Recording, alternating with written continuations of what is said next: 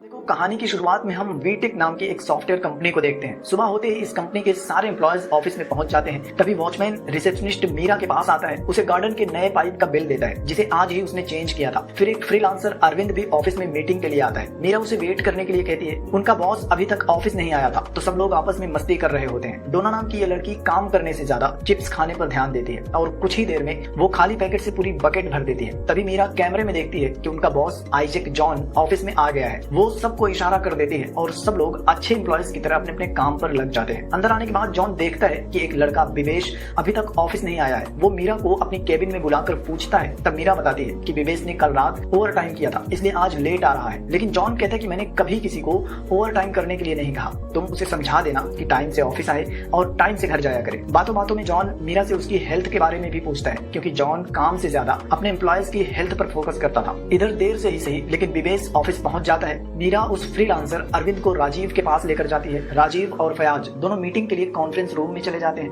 काम करते करते सेवती, अल्बर्ट और नीना तीनों थक जाते हैं और चाय पीने के लिए बाहर जाते हैं। उधर जॉन के कपड़ों पर कॉफी गिर जाती है और जॉन उसे धोने के लिए वॉशरूम में चला जाता है। एट द सेम टाइम साफ सफाई करने वाली आंटी सिंधु वैक्यूम क्लीनर से ऑफिस की साफ सफाई करने लगती है। थोड़ी देर बाद सेवती, अल्बर्ट और नीना तीनों चाय पीकर वापस आते हैं और बाकियों की तरह अपने अपने काम पर लग जाते हैं। तभी राजीव को कंपनी के दूसरे बॉस गिब्सन का कॉल आता है। उसे जॉन से बात करनी थी, लेकिन जॉन अपना फोन नहीं उठा रहा था। राजीव कॉन्फ्रेंस रूम से बाहर आकर देखता है तो जॉन अपने केबिन में भी नहीं था। एक लड़की बताती है कि वो तो वॉशरूम में गए थे। राजीव वॉशरूम का दरवाजा खटखटाता है तो अंदर से कोई रिस्पांस नहीं आता। दरवाजा अंदर से बंद था। अब राजीव घबरा जाता है। सेवती वॉचमैन के पास से चाबी लेकर आता है और जैसे ही वो लोग वॉशरूम का दरवाजा खोलते हैं, अंदर उनके बॉस जॉन की लाश पड़ी हुई थी। उसके सर से बहुत ज्यादा खून निकल चुका था। थोड़ी देर में पुलिस वाले, फॉरेंसिक वाले ऑफिस में पहुंच जाते हैं। एएसपी संदीप इन्वेस्टिगेशन करना शुरू करता है। फॉरेंसिक डॉक्टर लाश की अच्छे से जांच करती है, पूरे ऑफिस की जांच करती है। फिर संदीप को बताती है कि लाश ठंडी हो चुकी है। सर के पीछे चोट लगने के अलावा कहीं पर भी चोट का कोई निशान नहीं है। जहर भी नहीं दिया गया है। उसे सीओपीडी था, जो कि एक तरह से सांस फूलने वाली बीमारी है। तो फिलहाल के लिए इतना ही मान सकते हैं कि वॉशरूम में फिसलकर गिरने से उसके सर पर चोट लग गई,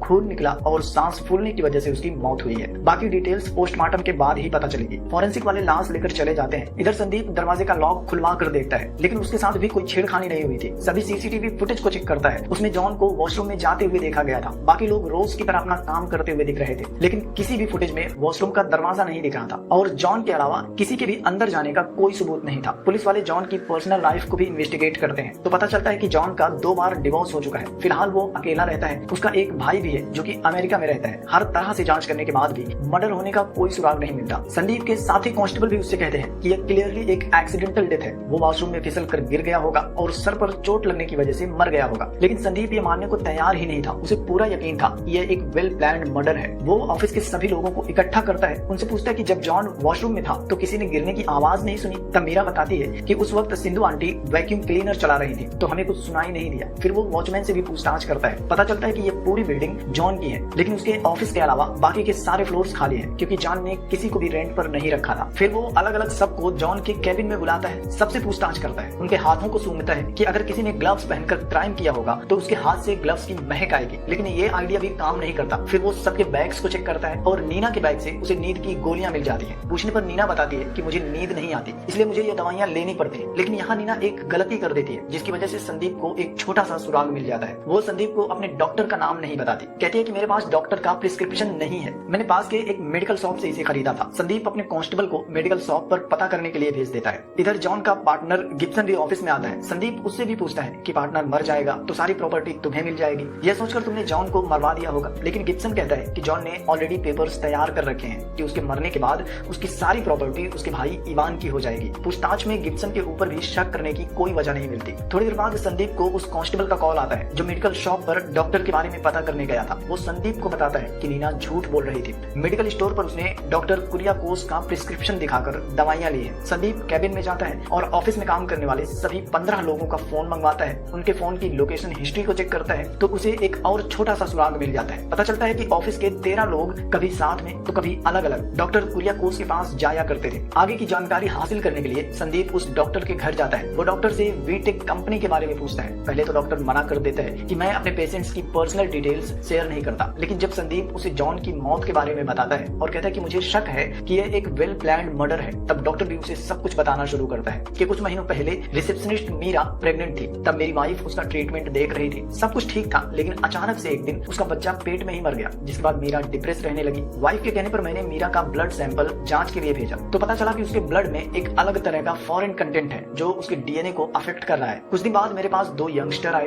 दोनों को अलग अलग बीमारी थी। एक का सर दर्द कर रहा था और एक को नींद नहीं आती थी। उनका भी ब्लड सैंपल जांच के लिए भेजा गया तो उनकी बॉडी में भी वही म्यूटेशंस था जो मीरा की बॉडी में था। फिर मुझे पता चला कि ये लोग भी वीटेक कंपनी में ही काम करते हैं, तो मैंने कंपनी के सारे एम्प्लॉयज को एक साथ बुलाया तो पता चला कि वो सब किसी न किसी बीमारी से जूझ रहे हैं, जैसे कि किसी को नींद नहीं आती, किसी के बाल झड़ रहे थे, किसी की आंखें कमजोर हो रही थी, तो किसी को सुनाई नहीं दे रहा था, किसी को अब छोटी छोटी चीजें भूलने की बीमारी थी। फिर मैंने उनसे ऑफिस में खाने वाली चीजें, कॉफी, बिस्किट, पानी, इन सब के सैंपल्स मंगवाए, लैब में टेस्ट किया तो पता चला कि खाने वाली सभी चीजों के अंदर वो म्यूटेशंस मौजूद हैं। दरअसल वी फार्मा नाम से दवाइयां बनाने वाली एक कंपनी भी है जो कि बहुत बदनाम है और जॉन उस कंपनी में पार्टनर है। फार्मा कंपनियों ने रेड वायरस नाम से एक वायरस बनाया था जो अभी दुनिया में फैला नहीं है, लेकिन वी फार्मा ने उसका एंटीडोट बनाया, जिसके बाद जॉन वीटेक कंपनी के एम्प्लॉयज के ऊपर एंटीडोट की टेस्टिंग कर रहा था। वो खाने वाली चीजों के जरिए उन्हें एंटीडोट दे रहा था। ऑफिस में लगी पंचिंग मशीन को भी अलग तरह से डिजाइन किया गया था, उसमें छोटे छोटे निडल्स लगे हुए थे और जब ये लोग ऑफिस पहुंचकर पंचिंग करते थे तो मशीन इनका ब्लड सैंपल ले लेती थी और फिर उसके जरिए जॉन सबकी हेल्थ कंडीशन पर नजर रखता था। जॉन के लिए वो सब ऑफिस के एम्प्लॉयज नहीं, लैब रेट्स थे। डॉक्टर के साथ मिलकर ऑफिस के बाकी एम्प्लॉयज भी सबूत इकट्ठा कर रहे थे ताकि वो जॉन को रंगे हाथों पकड़वा सके। लेकिन कुछ महीनों पहले दुबई से वापस आते ही जॉन ने पंचिंग मशीन, खाने पीने का सामान सब कुछ बदल दिया, सारे सबूत मिटा दिए। मतलब कि उसका एक्सपेरिमेंट पूरा हो चुका था, लेकिन उसके एक्सपेरिमेंट की वजह से अनजाने में ही इन 13 लोगों को जिंदगी भर के लिए एक बीमारी मिल चुकी थी जो अब इनके मरने के बाद ही खत्म होगी। आखिर में डॉक्टर बताता है कि मैं उन सब का इलाज तो कर रहा था, लेकिन एक दिन अचानक से उन सब ने यहाँ आना ही बंद कर दिया। उसके बाद मैं उनके बारे में कुछ नहीं जानता। डॉक्टर से सब कुछ जानने के बाद संदीप वापस ऑफिस में आता है और सभी एम्प्लॉयज को उनके घर भेज देता है। संदीप भी अपने घर आ जाता है, लेकिन अब भी वो केस के बारे में ही सोच रहा था कि आखिर कातिल ने जॉन को कैसे मारा होगा। तभी वो देखता है कि एक मरे हुए कॉकरोच को कई सारी छोटी छोटी चींटियां मिलकर उठाकर ले जा रही हैं और यह देखकर संदीप पूरे क्राइम सीन को इमेजिन करता है और उसकी इमेजिनेशन में हम देखते हैं कि अपनी अपनी बीमारी की वजह से सब लोग परेशान होते हैं और दिन रात बस जॉन से बदला लेने के बारे में ही सोच रहे होते हैं। बारी बारी से वो लोग जॉन के हर मोमेंट पर नजर रखते हैं। तब उन्हें पता चलता है कि जॉन सीओपीडी का पेशेंट है। इसके अलावा उनके बिल्डिंग का फायर सिस्टम भी जबरदस्त है। आग बुझाने के लिए कार्बन डाइऑक्साइड के सिलेंडर रखे हुए हैं, उसके ऊपर एक डक्टिंग है जिसकी सप्लाई ऑफिस के वॉशरूम में भी है और शरीर में कार्बन डाइऑक्साइड की मात्रा ज्यादा होने पर किसी की भी मौत हो सकती है। पोस्टमार्टम में भी ये बात पता करना मुश्किल हो जाता है। छोटी छोटी बातों को डीपली एनालाइज करने के बाद सेवती जॉन को मारने का प्लान बनाता है। उनके सामने बस एक प्रॉब्लम थी, राजीव, क्योंकि वो बॉस का बहुत करीबी था और जॉन ने उसके ऊपर एक्सपेरिमेंट नहीं किया था। उन्हें राजीव को अपने प्लान में शामिल भी करना था, लेकिन उसे कुछ बताना भी नहीं था। पूरी तरह से प्लान करने के बाद सेवती अपनी गाड़ी कार्बन डाइऑक्साइड सिलेंडर के आगे खड़ा कर देता है ताकि बाहर से किसी को कुछ भी दिखाई न दे। फिर वॉचमैन अपना काम शुरू करता है। वो गार्डन में पानी डालने वाले पाइप को चेंज करके नया पाइप लेकर आता है और पुराना वाला सिलेंडर के पास ही रख देता है। इधर मीरा ने जानबूझकर फ्रीलांसर अरविंद को मीटिंग के लिए बुलाया था ताकि ऑफिस का माहौल रोज के जैसा ही लगे और मीटिंग के बहाने राजीव को भी बिजी रखने का प्लान था। विवेश भी प्लान के हिसाब से ही ऑफिस में देर से आता है और सबसे छुपकर सिलेंडर के पास जाता है। पुराने वाले पाइप को एक गुब्बारे की हेल्प से डक्टिंग के साथ जोड़ देता है। सिलेंडर के पास की विजिबिलिटी को कम करने के लिए इन लोगों ने वहीं पर कचरा भी जलाया था। जॉन के केबिन में कैमरा नहीं था, वो लोग इसका भी फायदा उठाते हैं। प्लान के हिसाब से सिंधु आंटी जॉन के केबिन में जाती है। कॉफी मशीन में कॉफी डालने के साथ जहां से कॉफी निकलती है उस पाइप में कागज का एक छोटा सा टुकड़ा फंसा देती है। जॉन कॉफी निकालने के लिए जाता है तो कॉफी उसके कपड़ों पर भी गिर जाती है और जॉन उसे धोने के लिए वॉशरूम में चला जाता है। फिर एक लड़की बोतल में पानी भरने के लिए जाती है और कैमरे से बचते हुए वॉशरूम के दरवाजे का जो लॉक था उसके अंदर बाहर से एक पिन डाल देती है। इधर आंटी वैक्यूम क्लीनर ऑन करके साफ सफाई करने लगती है। उसकी आवाज ही सेवती, नीना और एल्बर्ट के लिए एक सिग्नल था जो कि बाहर एक टेबल पर बैठकर चाय पीते हुए बातें कर रहे थे। सेवती जानबूझकर उस कुर्सी पर बैठा था जहाँ पर कैमरे का व्यूज ब्लॉक था। कैमरे में आने के लिए उसे थोड़ा सा झुकना पड़ता था। वैक्यूम की आवाज सुनकर सेवती कैमरे से बचते हुए कार्बन डाइऑक्साइड सिलेंडर के पास जाता है, सिलेंडर और पाइप को जोड़कर ऑन कर देता है और वापस टेबल पर आकर बैठ जाता है। झुककर अपने आप को कैमरे में रिकॉर्ड करवाता है। इधर वॉशरूम में कार्बन डाइऑक्साइड भर जाता है और कुछ ही सेकंड्स में जॉन की सांसें फूलने लगती है। वो गिर जाता है और उसकी मौत हो जाती है। इसके बाद फिर से एक लड़की पानी भरने के लिए जाती है और कैमरे से बचते हुए दरवाजे के पास जाती है और लॉक के अंदर से पिन निकाल लेती है। आंटी वैक्यूम क्लीनर बंद कर देती है। सेवती फिर से छुपकर सिलेंडर के पास जाता है और पाइप को निकाल देता है। तीनों वापस आकर ऑफिस में अपना काम शुरू कर देते हैं। इसके बाद जो हुआ वो तो मैंने पहले ही बता दिया था। इस तरह से संदीप अपने इमेजिनेशन में इस केस को सॉल्व कर लेता है, क्योंकि बैग से स्लीपिंग पिल्स का मिलना या फिर सबके फोन में डॉक्टर का नंबर और उनकी लोकेशन हिस्ट्री, ये सब कुछ एक सबूत ही तो था। लेकिन जॉन को मारने वाले सभी लोग ऑलरेडी उसका शिकार हो चुके थे। उन्हें बिना किसी गलत गलती के